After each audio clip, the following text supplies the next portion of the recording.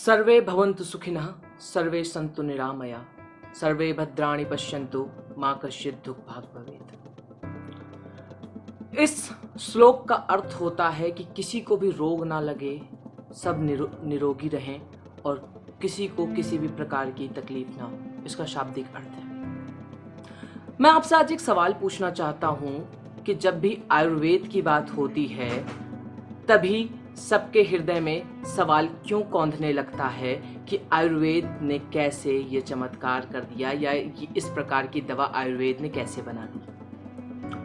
मैं बात वहां की कर रहा हूं जहां पे 23 जून 2020 दिन मंगलवार लगभग दोपहर के 12 बजे पतंजलि उद्योग की एक मीटिंग होती है, या यूं कहें पतंजलि उद्योग मंच पे आता है और अपनी कोरोना किट के बारे में समाज को बताता है। कोरोना किट पे अभी मैं आगे चर्चा करूंगा, लेकिन उससे पहले मैं आपको बता दूं कि हमारा शरीर जो है चित जल पावक गगन समीरा पंच तत्व से बना शरीरा। हमारा शरीर पंच तत्व से बना हुआ है और पंच तत्व में ही वो शक्ति है कि हमारे शरीर को सर्वदा के लिए स्वस्थ रख सके। अब आयुर्वेद का जो सिद्धांत है वो पंच तत्व पे ही आधारित है। पंच तत्व से ही हमारा आयुर्वेद बना है। हर प्रकार से पंच तत्व ही हमारी सहायता करते हैं। बाबा रामदेव, पतंजलि के सीईओ बालकृष्ण आचार्य जी और उनके सहयोगी कोरोना किट लेके आते हैं, जिसमें 3 दवाइयां होती हैं। पहला कोरोनिल टैबलेट्स, दूसरा स्वासरी बटी, तीसरा दिव्य अणु तेल। तो बाबा रामदेव जी ने बताया कि इस दवा की रिसर्च में 2 टीमें लगी। पहली टीम लगी पतंजलि रिसर्च इंस्टीट्यूट हरिद्वार, दूसरी टीम लगी national institute of medical science Jaipur की। अब इन टीमों ने रिसर्च कर एक दवा की इजाद करी जिसका नाम था कोरोना। अब मैं आपको उस पद्धति के बारे में बताऊंगा जिस पद्धति के अनुसार यह तय होता है कि किसी दवा को मार्केट में उतारा जा सकेगा कि नहीं। पहला चरण होता है रिसर्च, जिसमें उस दवा के और उस रोग के विषय में रिसर्च होती है। दूसरा चरण होता है प्री क्लिनिकल टेस्ट, यानी यहाँ पर इस प्रयोग में जानवरों के ऊपर प्रयोग होता है, उस दवा का प्रयोग जानवरों के ऊपर किया जाता है। तीसरा होता है क्लिनिकल टेस्ट, जहाँ पर मनुष्य के कुछ समूहों को लाया जाता है और उनके ऊपर रिसर्च किया जाता है। इसमें भी 3 चरण होता है। पहला चरण होता है जहाँ पे 20 से 100 लोगों की जांच करी जाती है, उनके ऊपर इस चीज का प्रयोग किया जाता है। अगर ये सक्सेसफुल होता है तो वो दूसरा चरण होता है जिसमें 100 से अधिक लोगों का किया जाता है। उसके बाद तीसरा चरण होता है जिसमें 1000 से अधिक लोगों का जांच किया जाता है। अब बाबा रामदेव जी ने बताया कि उन्होंने जयपुर सहित कुछ शहरों में इस चीज का प्रयोग किया, जहां पे उन्होंने 100 लोगों को ये दवा खिलाई, जिसमें से 69% लोगों का रिकवरी हुआ 3 दिन के अंदर और 7 दिन के अंदर 100% रिकवरी। चौथा चरण होता है मंजूरी, 5वां चरण होता है उत्पादकता और 6ठा चरण होता है गुणवत्ता परीक्षण।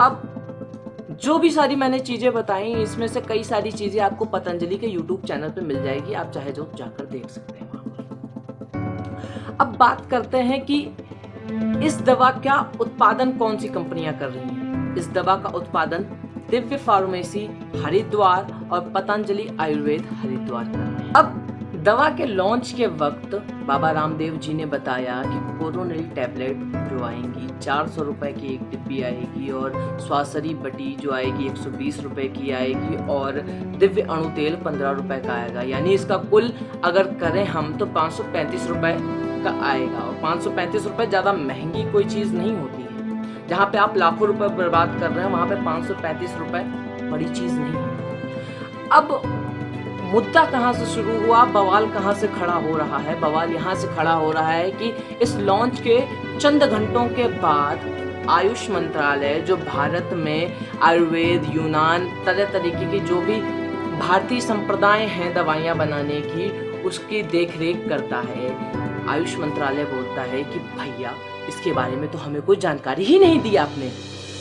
तो आयुष मंत्रालय ने इस दवाई के ऊपर जादुई दवाई अधिनियम 1994 लगाकर इस दवाई के प्रचार प्रसार पर रोक लगा दिया। अब जादुई दवाई अधिनियम 1994 का एक छोटा सा ब्रीफ लें तो इसका मतलब ये होता है किसी भी जादुई दवाई के बारे में आप प्रचार प्रसार नहीं कर सकते। अब आयुष मंत्रालय ने कुछ चीजें पतंजलि से मांगी हैं। वो क्या चीजें हैं? पतंजलि से आयुष मंत्रालय ने साइंटिफिक स्टडी की रिपोर्ट्स की मांग की है, दवा के मिश्रण की मांग की है, उसके शोध की मांग की है और सैंपल साइज यानी कि किस मात्रा में वो उन मरीजों को खिला रहे थे जो मरीज रिकवर हो। अब इसके जवाब में पतंजलि ने आयुष मंत्रालय को एक पत्र भेजा हुआ है जिसमें सारी जानकारियां लिखी हुई हैं। अब इसके आगे क्या होता है वो तो अब नेक्स्ट रिपोर्ट्स आने पर ही पता चलेगा। अब मैं आपको एक फैक्ट्स की बात बताता हूं कि भारत में प्रति व्यक्ति स्वास्थ्य पर सिर्फ 1657 रुपए खर्चा किया जाता है। 1657, आप समझ सकते हैं कि एक व्यक्ति के ऊपर साल भर में 1657 रुपए खर्च करने की क्षमता है। अब आपको मैं बताऊं, हेल्थ रिसर्च बजट जो हमारे भारत का है वो 2100 करोड़ का है, जिसमें से आपदा से लड़ने के लिए यानी किसी महामारी से लड़ने के लिए जो लैब का निर्माण होगा उस पे खर्चा होगा सिर्फ और सिर्फ 83 करोड़। बहुत बड़ी रकम है। जब अन्य बजट इतने ज्यादा हैं तो स्वास्थ्य बजट इतना कम क्यों? स्वास्थ्य बजट, क्या स्वास्थ्य हमारे भारत में कोई मायने नहीं रखता? किसी की हेल्थ किसी के लिए कोई मायने नहीं रखती। अब मैं आपको कुछ और जानकारी दूं कि एक रिपोर्ट का दावा है कि अमेरिका में भारत से ज्यादा आयुर्वेद का इस्तेमाल किया जाता है, आयुर्वेदिक दवाओं का इस्तेमाल किया जाता है। और मैं आपको बताऊं कि जितना हमारा आयुर्वेद संप्रभु है उतना एलोपैथी नहीं है। ये मेरा मानना है और कुछ लोगों का मानना है कि एलोपैथी, मानता हूं कि एलोपैथी संप्रभु है, उसमें काफी सारी चीजें हैं, काफी सारी चीजों की खोज हो चुकी है, लेकिन हर चीज की नहीं। हमारा आयुर्वेद इतना प्राचीन है कि उसमें हर एक चीज की दवा उपलब्ध है, बस हमें पुनः उसकी जानकारी प्राप्त करनी है। अब मैं आपको एक चीज बताता हूं कि WHO और ICMR ने एक चीज कही थी कि हमें इस महामारी के वक्त अपने प्रतिरोधक क्षमताओं को बढ़ाना है, और प्रतिरोधक क्षमताओं को बढ़ाने के लिए आयुर्वेद से अच्छा कोई उपाय मेरी निगाहों में तो नहीं। आयुर्वेद सबसे बेस्ट है प्रतिरोधक क्षमताओं को बढ़ाने के लिए। हम हर एलोपैथी के इलाज पर लगभग लाखों रुपए खर्च करते हैं, और जहां हमें आयुर्वेद ये दावा करता है कि हम मात्र कुछ हजार रुपए में आपका उपचार कर देंगे, तो हम उस पर संदेह क्यों करते हैं? सुनाए गम की किसे कहानी, हमें तो अपने ही सुनाए। तो अपने इन्हीं शब्दों के साथ मैं अपनी इस वीडियो को विराम देता हूं।